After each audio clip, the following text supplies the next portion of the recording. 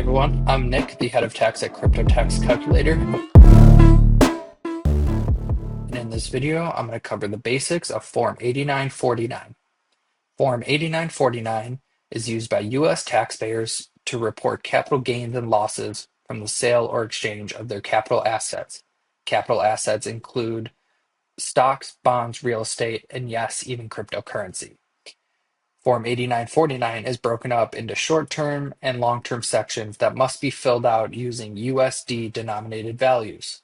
For each section, you must indicate whether or not the transactions were reported to the IRS on Form 1099-B.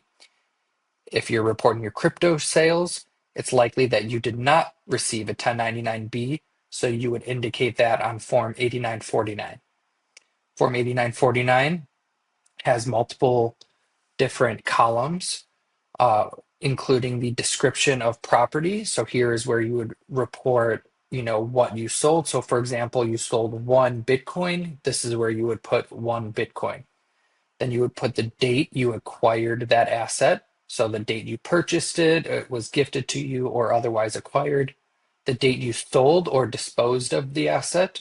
The proceeds, so what you received for selling it in USD. So if you swapped Bitcoin for Ethereum, you have to indicate the proceeds in USD and not in crypto. You also have to indicate your cost or other basis in USD, as well as any adjustments if applicable.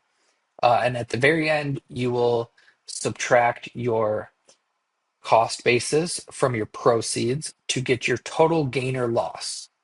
And that is the overview of Form 8949.